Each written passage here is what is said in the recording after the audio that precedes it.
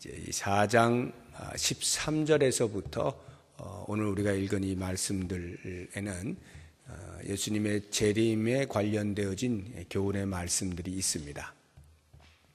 바울이 이렇게 재림에 관련되어진 교훈의 말씀을 하는 것은 그 당시에 이 재림과 관련되어진 약간의 혼란이 있었기 때문인 것으로 보입니다. 제가 어제 4장 13절부터 18절까지의 말씀을 오늘 본문과 함께 이제 생각을 하겠다 말씀을 드렸는데, 이 재림에 관련하여서는 이제 사도 바울이 데살로니가 전서 안에서도 몇 군데에서 간헐적으로 표현을 하긴 했습니다. 그러니까 재림이 있을 것이다, 강림을 기다려라, 기다리는 너희들에게 등등의 이렇게 재림과 관련되어진 그 단편적인 정보를 주고는 있습니다만, 오늘 이 말씀에는 좀 더 포괄적으로 좀 더 넓게 약간의 그 보편성을 띠고 또 그 당시에 그 교회 안에 있었던 혼란을 이제 정리하는 차원에서 우리에게 말씀을 해주고 있는데요. 먼저 그 4장 13절에서 18절에 나오는 말씀을 토대로 우리가 보게 되면, 그 데살로니가 교회 안에 이런 궁금증 또는 잘못된 인식이 있었던 것 같아요. 예수님이 재림하실 때 만약에 먼저 죽은 사람들, 예수를 믿고 죽었는데 그 사람들은 어떻게 될 것이냐 하는 부분에 있어서 당시의 성도들 마음속에는 그리스도의 재림이 있기 이전에, 예수님이 오시기 전에 죽게 되면 아무것도 아닌 것이 되는 거 아니냐라는 생각을 하는 사람들이 있었던 것 같아요. 그래서 살아있을 때 예수님이 오셔서 만나야 그 영광 속에 참여한다라는 어떤 생각을 가진 사람들이 있어서 이 죽은 자들에 관련한 이야기를 바울이 안 할 수가 없게 된 것입니다. 그래서 13절부터 보게 되면 이 죽은 자들, 그리스도 안에서 예수를 믿다가 죽은 자들에 대한 그 말씀을 해주고 있는 것인데, 한마디로 이야기하면 예수님께서 죽었다가 다시 살아나신 것처럼 성도들도 비록 죽었다 할지라도 그리스도께 다시 오시는 그날에는 다시 살아난다. 그래서 재림의 주님을 배웁게 된다라고 하는 것을 이제 말씀을 하고 있습니다. 그런 차원에서 바울은 죽었다라고 표현하기보다는 이제 잔다라고 하는 표현으로 더 완곡하게 우리에게 알려주고 있고, 실제로 그 잔다라고 하는 말이 얼마 있지 아니하면 깨어나는 것을 암시하는 것처럼 그리스도 안에서 죽은 자들은 주님이 다시 오시는 그날에 다시 일어난다라고 하는 차원에서 잔다라고 하는 이런 표현을 이제 쓰고 있는 것입니다. 우리가 그리스도 안에서 죽은 자들이라고 할 때 이제 이 산 자들의 입장에서 그 사실을 알게 된다면 죽음에 대한 두려움이 좀 없어질 수가 있게 되죠. 혹시라도 내가 주님 오시기 전에 죽어버려서 주님을 못 만나는 것 아니냐라고 한다면 신앙생활을 하면서도 두려움이 있을 것 같아요. 그러나 죽은 이후에 주의 다시 오심을 우리가 배울 수가 있다라고 하는 그 부활신앙이 있게 되어지면 죽음에 대하여서 그다지 두려워하지 않아도 되는 것인데요. 예수를 알지 못하는 자들은 그 부활신앙이 없기 때문에 이 땅으로 사는 것이 끝이다라는 생각으로 인해서 그 죽음에 대한 두려움을 떨쳐버릴 수가 없습니다. 이 땅에서 잘 살고 있을 때야 굳이 죽음에 대한 생각을 하지 않아도 되는 그러한 때야 별로 큰 두려움 없이 막연하게만 느껴지겠지만, 무엇인가 내 몸에 이상이 생기고 나이가 들어가고 왠지 죽음이 점점 내 앞으로 다가오고 있다라는 어떤 생각들을 하게 되어지는 즈음에는 불현듯 다가오는 그 두려움과 공포를 이길 수 있는 사람은 없습니다. 이 땅이 끝인 사람은 그 생각이 드는 순간에 삶의 의미가 없어지고 그 누구에게도 표현할 수 없는 그런 공포심 속에서 두렵게 하루하루를 살게 되죠. 그러한 그리스도를 알지 못하는 자들에 비하여서 예수를 믿는 성도들이 비록 죽는다 할지라도 이 부활의 신앙이 있음으로 인하여서 현재를 살아가는 그 삶에 있어서 오히려 담대하게 살아갈 수 있다라고 하는 것이고, 그래서 만약에 주의 재림 이전에 혹시 죽음을 맞이하게 되는 성도들이 있다 할지라도 성도들은 그 부분에 대하여 서로에게 부활의 신앙이 있음을 알리고 또 권면하고 위로함으로써 슬픔 가운데 빠져 있게만 하지 않도록 하라 하는 것이 바울의 권면인 것입니다. 이 4장 13절에 18절을 보면 이제 우리가 흔히 이야기하는 휴거에 대한 말씀도 나오죠. 살아있는 자는 이제 공중으로 들려서 예수를 만나게 되는데요.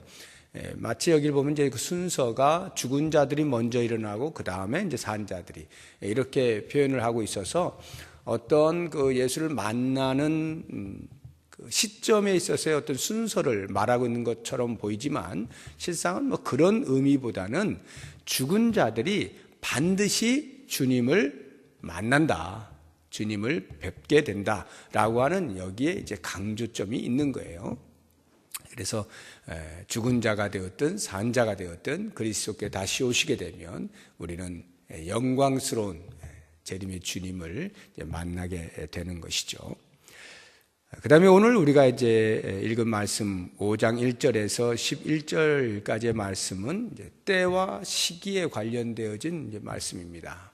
이 때와 시기에 관하여서는 1절에 보니까 너희에게 쓸 것이 없다라고 말하고 있는데, 이 말의 의미는 이미 데살로니가 교회 성도들에게 이 부분에 대해서는 여러 차례 말씀을 해 주셨다라는 것입니다.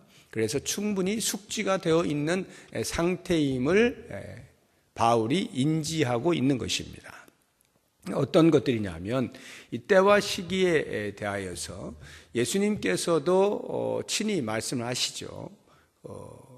하늘로 올라가시기 직전에, 부활하시고 하늘로 올라가시기 직전에 제자들에게 때와 시기에 관하여는 너희에게 말할 것이 없다. 그것은 전적으로 아버지께 속한 소관이다. 이렇게 말씀을 하시죠.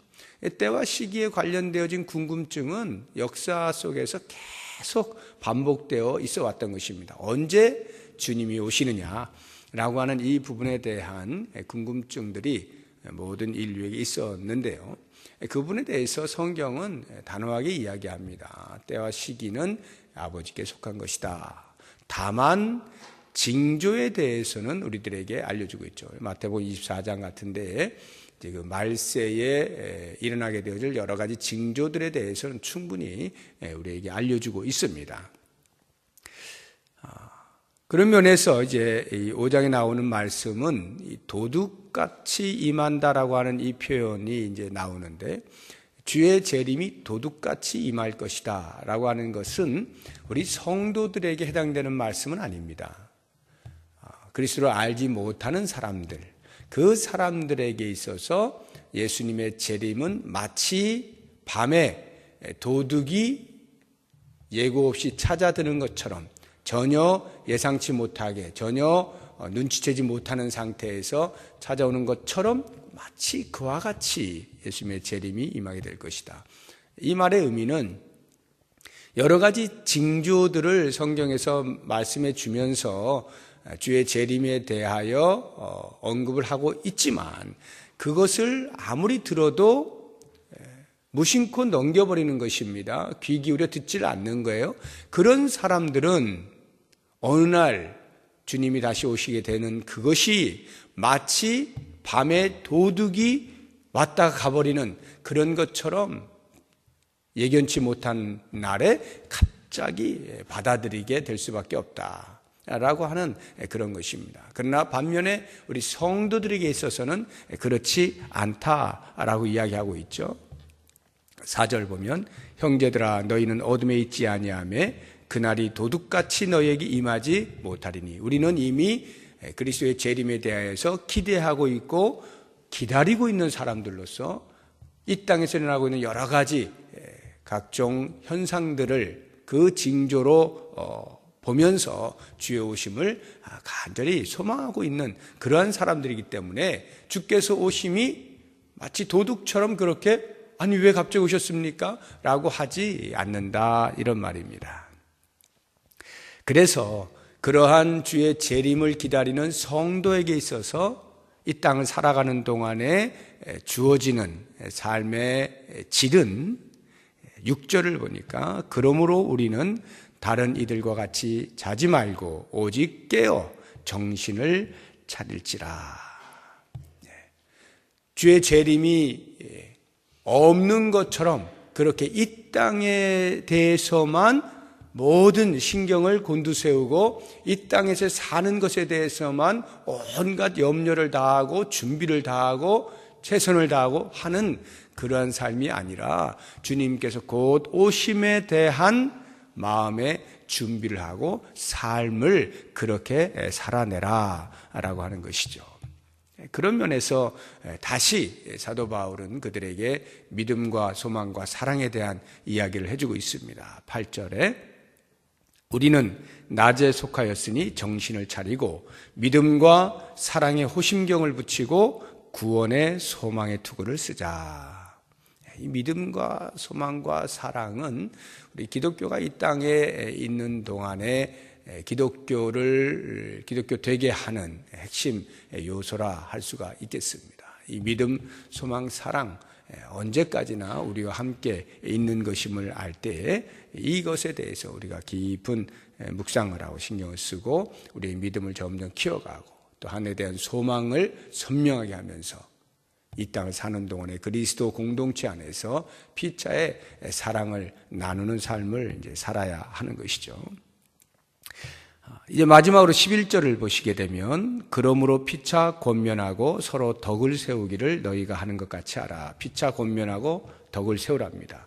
이것은 그냥 일반적인 그런 이야기가 아니라 이 재림과 관련한 종말 신앙을 갖는 성도들로서 피차 권면하고 덕을 세우라는 거예요. 다시 말하면 마치 성도이면서도 이 땅에서의 삶이 다인 것처럼 살아가는 사람들에게, 그래서 어떠한 환난과 역경이 올 때에 이제 나는 죽었구나라고 낙심하며 그렇게 사는 사람들에게 주님이 다시 오심에 대한 신앙으로 권면하고 그것으로 용기를 북돋아 주어서 다시 일어설 수 있도록 만들어 주어라 하는 것이고요.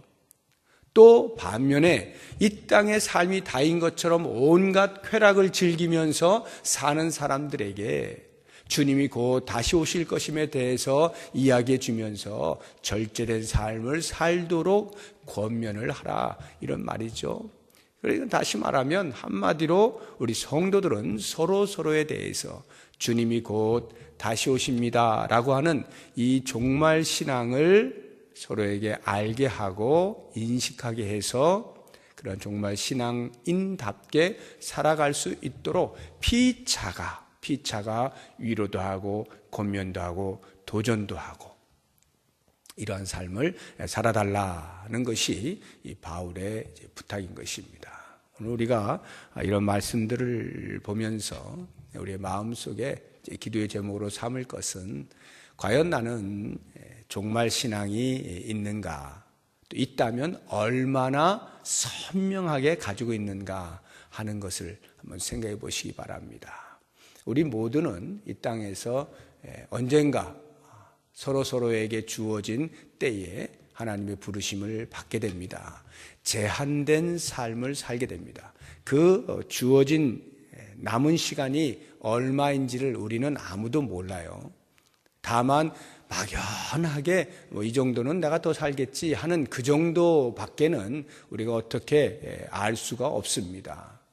하나님이 부르시면 언제라도 이제 가는 것이 우리의 인생이라고 할 때에 내 남은 삶에 대해서 나는 과연 어떻게 살 것이냐 하는 부분에서 정말로 나는 영적으로 깨어 있는가, 이 땅의 것에 집착하여서 사는 것이 아니라 주님 계신 저 하늘나라를 바라보면서 주께서 우리를 위하여 예배해 놓으신 상급을 바라고 이 땅의 것들을 배설물같이 여기면서 그 하늘을 향해서 나는 살아가고 있느냐 하는 부분에 대해서 깊은 자각을 했으면 좋겠고, 그래서 저는 여러분들에게 제 마음속에 가끔씩 찾아오는 그런 것을 같이 나누고 싶은 것이, 참 이 땅에 얼마나 많은 일들이 일어납니까?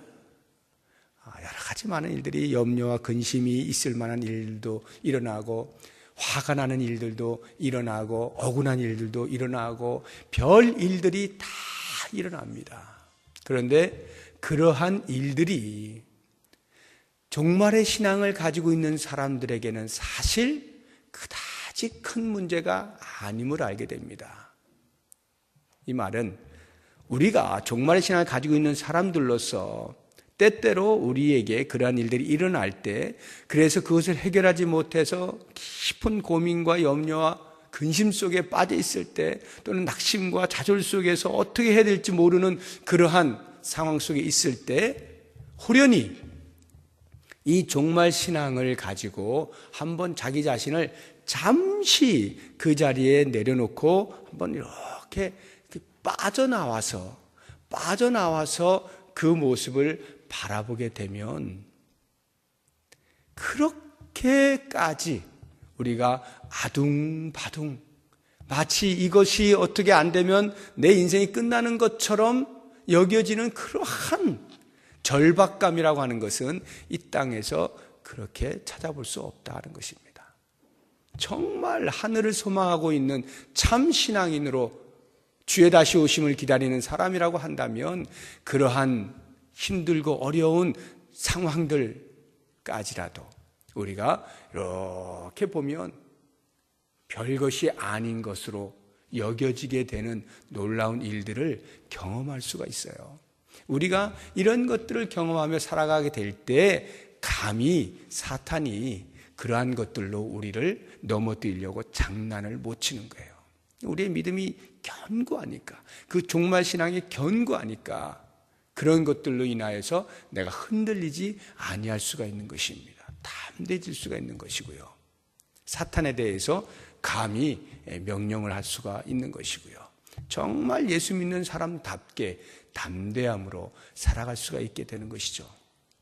모쪼록 원하기는 저와 여러분 모두가 이러한 종말 신앙에 확고하게 서서 이 땅의 것들 때문에 울고불고 하는 것보다도 오히려 주의 나라를 바라보며 그 주의 나라의 완성을 위하여 맡겨주신 사명을 감당하는 일에 있어서 오히려 눈물을 흘리고 주님의 도우심을 구하고, 그렇게 한 발 한 발을 계속해서 내디뎌 나가면서 마침내 주님 다시 오실 그날에 그 영광스러움을 맛보며 살아갈 것을 기대하는 우리 모두가 될 수 있기를 주의 이름으로 축복합니다. 기도하겠습니다.